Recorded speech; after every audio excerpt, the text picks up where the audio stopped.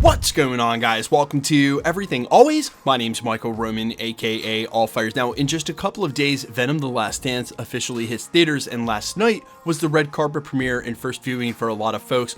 All morning, the first reactions have been coming out, and they are overwhelmingly positive. They basically all paint a picture of the exact same film, and while there seem to be some drawbacks, and we'll talk about what those are and during these reviews and reactions, don't worry, there will be no spoilers in any of this. And the good news is that basically everything everybody had to say indicates that this Venom film is the best in the franchise trilogy. We're going to break it all down, but first, if you could grab the subscribe button. We do daily Marvel content at the channel. That's all we do, so if that sort of thing's for you, hit the sub button, leave a comment down below. That will automatically enter you to win our ongoing PS5 giveaway. The next one is next week. Again, all you got to do, be a subscriber and leave a comment. If you want, stick around to the end of the video. We get into all the giveaway stuff again there. I would just also quickly remind you guys that a theater full or even two worth of people is a very small sample size, and that just because some people say the same things and maybe did or didn't like the film, if you're planning on seeing Venom: The Last Dance this weekend, go into it with an open mind and form your own opinion. Now, to get into the brass tacks of it all, Variety wrote this headline in terms of the reactions. Venom: The Last Dance first reactions praise final movie as, quote, feast for the fans,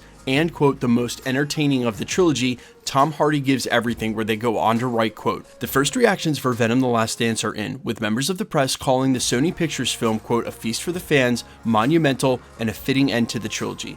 Screen Rant's Joseph Deckelmeyer wrote on X that the film, quote, takes you on a wild and exhilarating journey from start to finish. Quote, it's a fun popcorn movie that reminds me of early 2000 comic book movies. The action is great and is a tribute to action films from the 80s. There's a ton of funny moments, he continued. Are there plot holes and some issues with the story? Yes. Is it fun?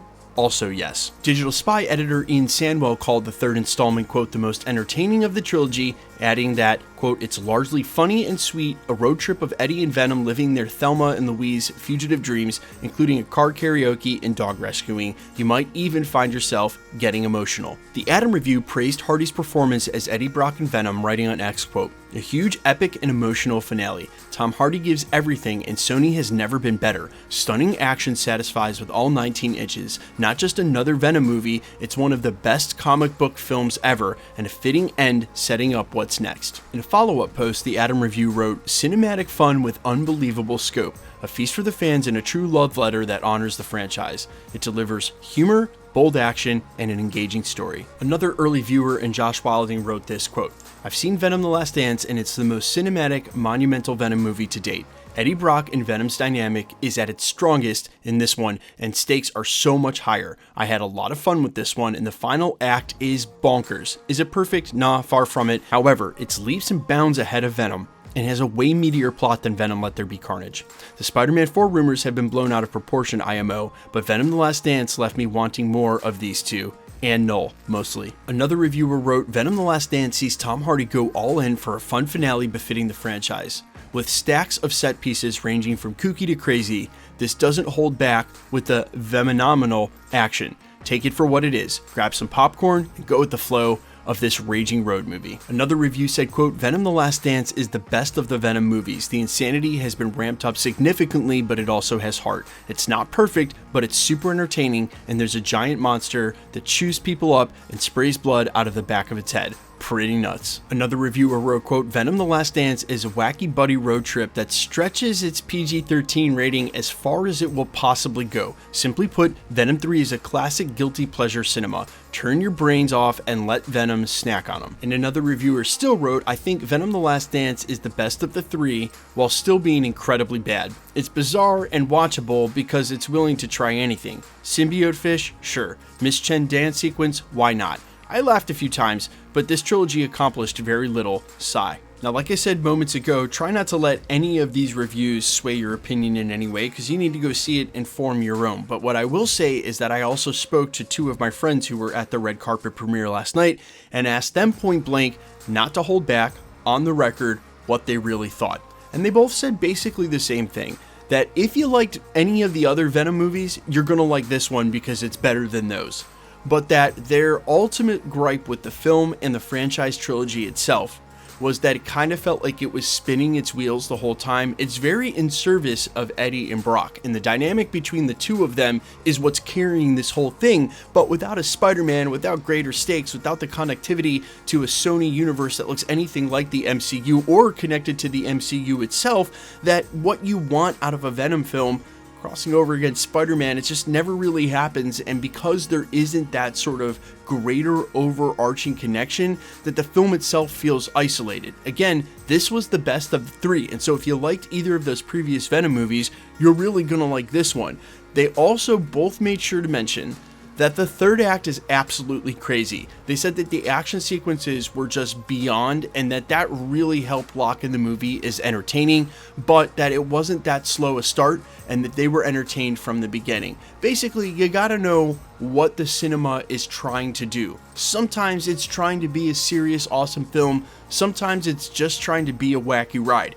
And one of them said specifically that this film finally realized what it's trying to do. It's trying to be a wacky ride. And so that they really embraced that, and there are emotional moments that are heartfelt. One of them said he teared up, but mostly the movie is punctuated by the humor that's between Eddie and Tom Hardy. And while it was a satisfying end to the trilogy itself just wasn't that satisfying to either of them. And both of these guys are diehard comic fans and MCU fans. So again, take that for what it's worth, although I would say, if you were planning on seeing it, this is good news, because it means it's going to be the best of the three that you've seen. And while I really didn't like Let There Be Carnage, because I thought from the beginning that movie should have been rated R, and it's crazy that they did one without doing that, I did like Venom 1. I thought it was pretty funny, and so if this is better than that, I'm all in. But you guys let me know all your thoughts down below.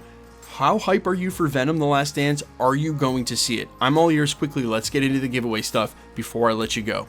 Alright, we're still giving away PlayStation 5s here at the channel, and the next one happens to be at the end of the month to coincide with Agatha All Along's finale. If you want to be entered to win, or for any of the other future giveaways here at the channel, all the same rules will always apply. You've got to be a subscriber, so hit the sub button, then leave a comment down below, and because it's truly random, the more videos you comment on, the better chance you have of winning. All winners will be announced at the end of videos in the same way we're doing here, live with my voice in the winning comment when there is one shown on screen.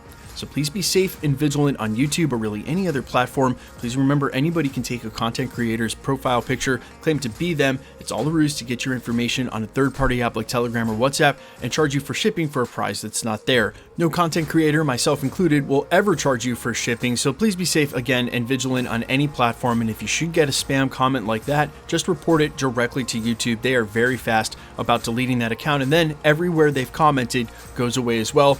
You're actually doing a huge service to the YouTube community, not just the one page or comment that they happen to try to snag you on. My name is Michael Roman. You can find me in a couple of places, Instagram and Twitter at I'mFires. You can also find me on Spotify, YouTube, Amazon, Apple, iTunes under the name All Fires. And while I sincerely appreciate you checking my music out, thanks for checking this channel out. Stick around, guys. We'll be posting again real soon.